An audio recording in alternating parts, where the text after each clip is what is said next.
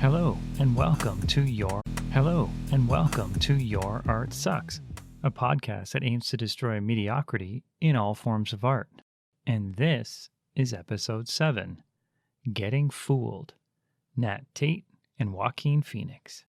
In this episode, we will look at artists who have made it their goal to pull the wool over the eyes of the viewing public. Were they successful? Or did their attempts fail to convince an ever-skeptical audience? By the end of this show, we will have an answer to that, and we will also shed some light on whether perpetrating such frauds would benefit your creative career. So let's get to it.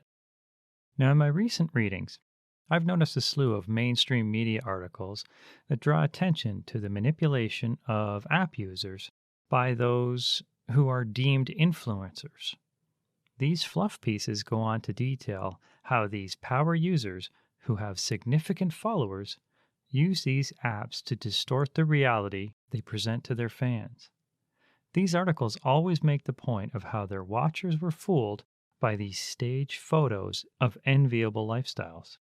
There was a case recently where an Instagram user posted a picture of herself in front of a castle in Disney, with the narrative that she was able to just take a day to treat herself alone and jet off to this famous theme park to enjoy her birthday. Now, it seemed over the top, but her followers replied with much celebratory comments and a general sense of envy at her fantastic life. But the whole ploy was photoshopped, and she had barely left the house for days. Seems to me like a ridiculous cry for attention, but that's how I feel about most apps. But she felt so guilty by lying to her followers that she called herself out and told the truth on another post. Now, one would, I assume, be somewhat pissed at the notion that they were being lied to, and that such lies are contrary to the reality most of her followers experience on a day-to-day level. But oddly, her followers were overwhelmingly supportive and gave her credit for her bravery for coming out and admitting this mistake. Subsequently, when the article was posted and shared amongst media outlets, as they were all starved for content, her following grew even larger. At last check, she was well over 100,000 followers. So I have to ask the question, was this an honest declaration of a moment of fantasy that she hoped to have happen in her life, which all of her viewers secretly wanted to be true, or was this another clever attempt to push a narrative out to the public and garner more attention? I mean, no real harm was done, and we, as good citizens of the internet, must always be supportive of everyone's shortcomings, especially when they are quick to repent. So let's applaud her and allow her to become more of an influencer. Well, maybe in this case we can, but, as I believe, we must always be cautious of who we allow in our inner circle. The information we digest on a daily basis is beyond mind-numbing, and to constantly allow images of lives we don't lead into our sphere, we can only lead to disappointment and envy. We have to be better caretakers of our mental spaces and not allow those we only know digitally to play with our perception of reality. But what if our entire social media feed was full of lies and slick presentations of an alternate reality you couldn't possibly enter? What if our whole data stream was nothing more than an elaborate attempt to fool you? Would you even know? But more worrisome, would you even care? So this is where the idea of this episode came from. Are we, as artists, responsible for presenting our audience with the entire truth? Or are we the true caretakers of a non-existent reality that comes to life through our whims? And is this reality a means to control the narrative of our career? A means to manipulate the viewer to feel a certain way, to behave in a way we want them to, and to pull the strings of their lives towards an end goal? Well, what's that goal? Well, for all of us, that's simple. We're exactly like our Instagram influencer friend. We want the admiration for our talents and the financial gains that come from such mass acceptance. We want to have our art supported, and in turn, our art support us and allow our days to be free from the menial burdens of bills and rent to one that is a pure artistic pursuit. I mean, let's not lie to ourselves. In today's economy, people equal power. They are the commodity of our creative endeavor. And while the idea of the unknown suffering artist may hold some virtue, we all know it is a path no one chooses to walk. If you want to pretend to take the high road and not play with your audience, then you're definitely in the wrong reality. And no Instagram feed wants a stream of poor-ass broke artist pics. How about we take a look at some other examples of how this reality hack has been done before and on a larger scale, and see how the outcomes impacted the creative talent behind it. We're going to start with an artist known as Nat Tate. Now, I like to consider myself a minor art historian, mostly in regards to more modern art, and I never heard of this painter before. When I first came across his name, I had to do a bit more research, and the research I found, it provided the following information. Nat Tate, his real name is Nathwell Tate, and he was an American artist who was born in 1920 and sadly committed suicide in 1960 by jumping off the Staten Island ferry after he destroyed 99% of his artwork. See, he was born in New Jersey to an absent father and a mother named Mary, who was a maid for a very wealthy family. Shortly before Nate's 8th birthday, Mary was tragically killed in a traffic accident in 1936. Now, fortunately for Nate, he was adopted by that very same family that Mary worked for. Nate had a talent for painting and drawing and did train with artists like Hans Hofmann, and that was in Massachusetts from 1947 to 1950. Now, he began to slowly show his work with the support of his adopted family, and he became a minor figure in the New York art scene. Most of his work, to those who saw it, was abstract in nature and showed many depictions of bridges. And as Nate stated, he was influenced by an American poet named Harold Hart Crane. And Crane had a work titled The Bridge. It was a highly stylized poem. And Nate said that's what basically impressed upon him to create these depictions of bridges. The weird thing here is that Harold Hart Crane, he also committed suicide at the age of 32. Kind of a sad turn of events there. But back to Nate. Now let's fast forward several years, and we find Nate to be quite upset with his talent after a trip to Europe in 1959. There, he was exposed to great talents like George Brock, who he actually spent some time with. And because of the influence of alcohol, Tate's life spiraled down and subsequently led him to a path where he actually went and reacquired all of the work that he had sold from local buyers. He lied to them and said that he actually was going to alter the work in a way to make it more fresh, and works were supplied back to him. But what ended up happening is he subsequently destroyed them all. Now, luckily, some of his sketches did survive this alcohol-fueled rage.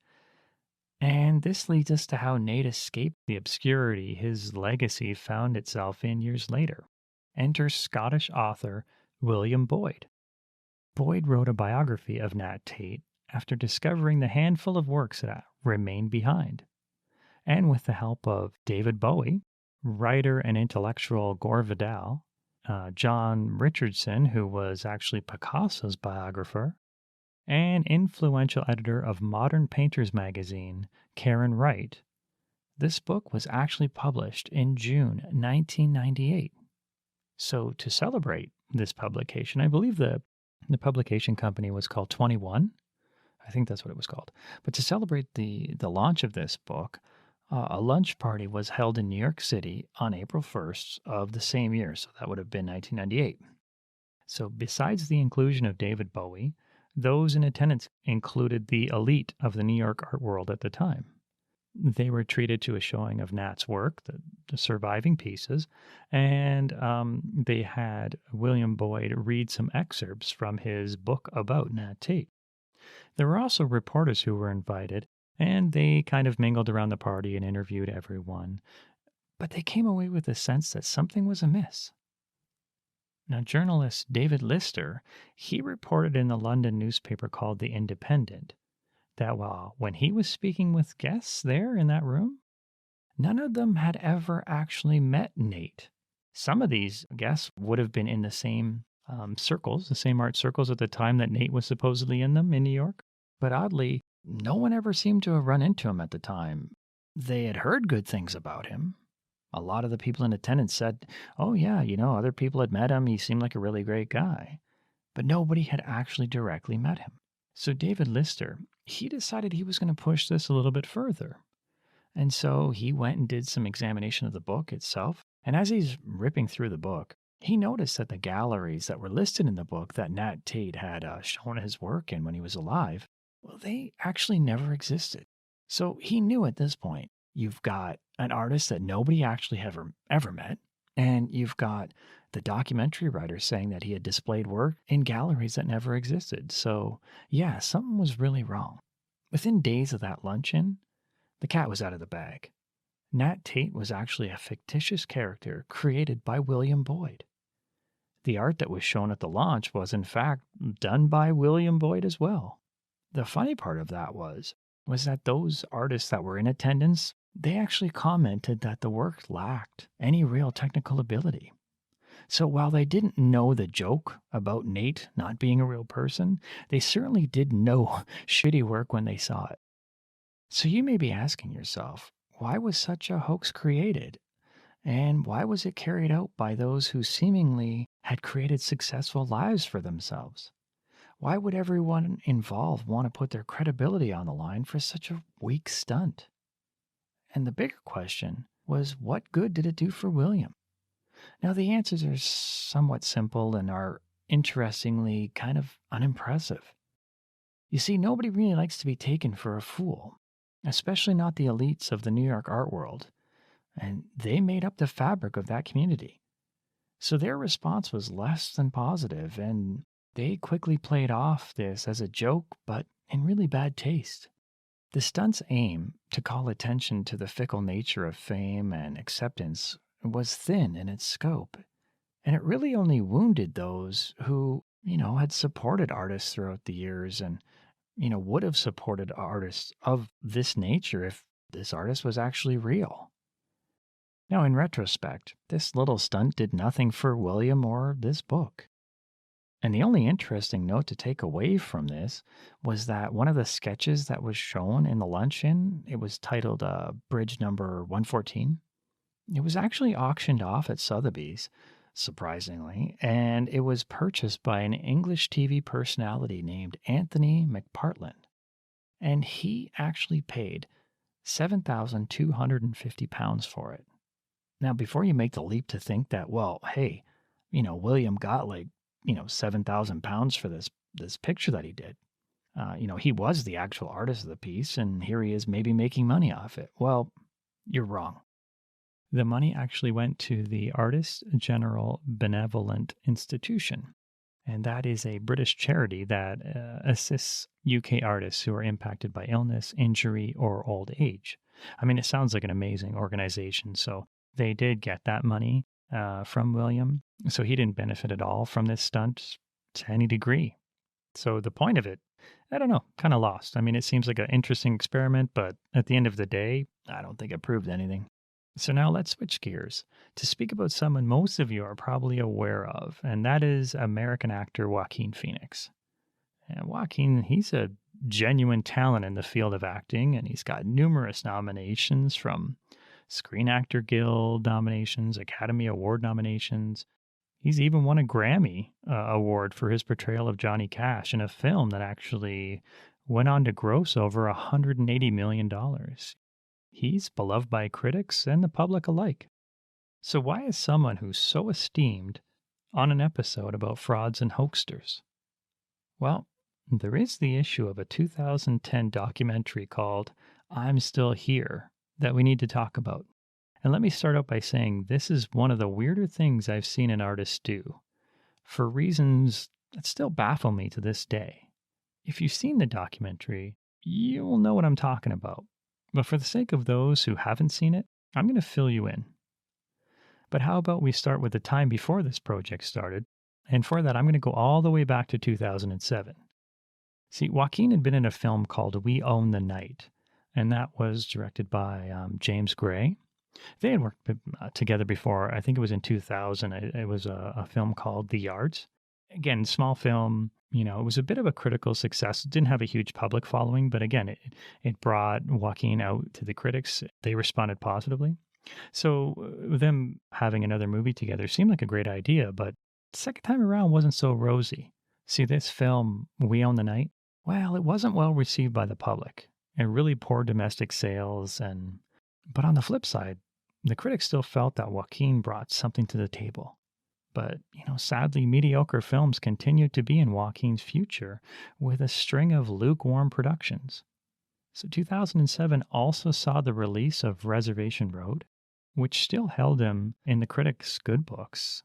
And we had famous critic Peter Travers saying this: even the best actors, and I'd rank Joaquin Phoenix and Mark Ruffalo among their generation's finest, can't save a movie that aims for tragedy but stalls at soap opera.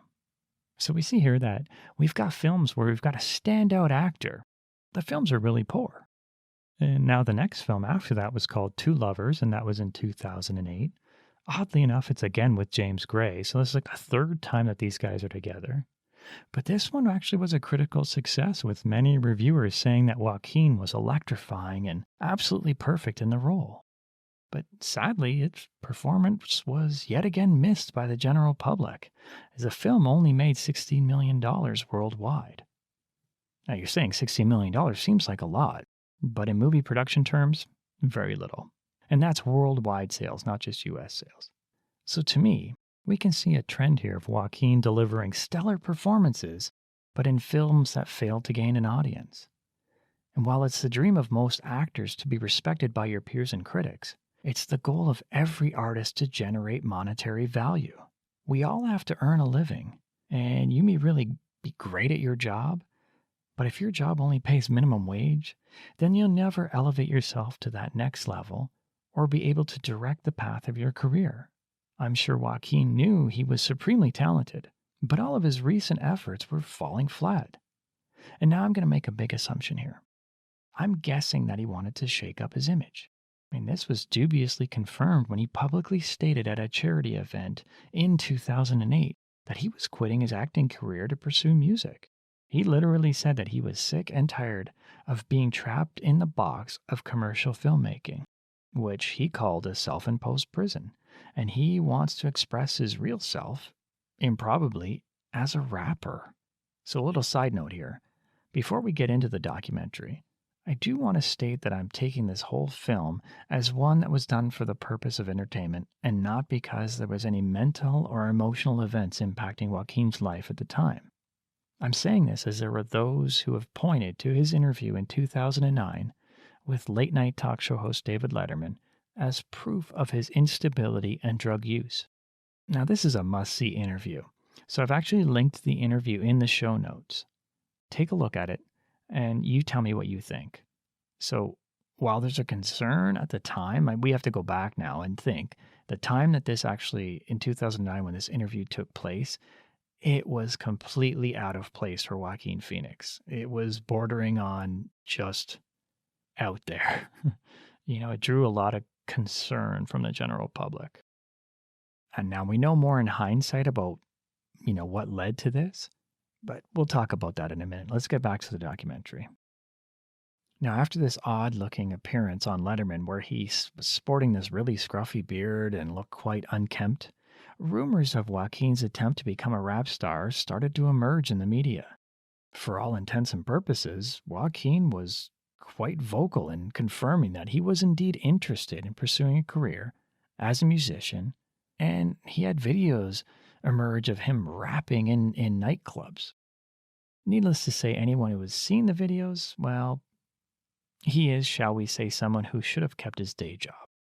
Critics, for once, well, music critics, that is, and fans of the genre, were not accepting of him or his attempts to pander to them at all. But he seemed to be undeterred by all the negative feedback. And with his brother-in-law, Casey Affleck, he allowed his life to become recorded as he moved through the back channels of fame and celebrity to the music industry to secure himself some sort of management and to promote his vocal talent. In the documentary, his whole goal is to work with Sean Combs, Puffy Combs, P. Diddy, whatever you want to call him. Now, on the outside, the changes in his appearance and his behavior, it was being met with a lot of skepticism. Many of his peers would come to question why a critically acclaimed actor would allow himself to be the subject of ridicule unless their stability was in doubt. And some, from the outset, thought like this whole thing had the stench of slapstick on it, and they just failed to buy in at all. But for the rest of the general public, including myself at the time, I wasn't sure what the hell he was doing. But I assume it was more to do with watching yet another celebrity crumble under the pressure cooker life of constant surveillance. Now, as the month progressed, Joaquin continued to add to the footage that eventually made up the documentary. And along the way, celebrity stalking websites were quick to point out the bizarre behavior he displayed in clubs or, with run-ins with the paparazzi. But all of this was like a low boil that actually led up to the film's eventual release in 2010. Now, the film was previewed for buyers in May of that year, before the festival showings and the eventual general release to the public, and the buyers were quite confused as to what this project meant or if it was all just a joke on them. See, no one at the time could tell, but both Joaquin and Casey, they were very determined to remain locked into the promise that this was all legit. So if you hadn't seen the film before, you wouldn't be alone. It was an absolute commercial flop. I think the worldwide sales were reported in 2011, they were reported to be less than $570,000 US. But now, if you're the least bit interested in seeing this spectacle, I'm going to provide a review that perfectly sums up the film, and it may change your mind about whether or not you want to see it.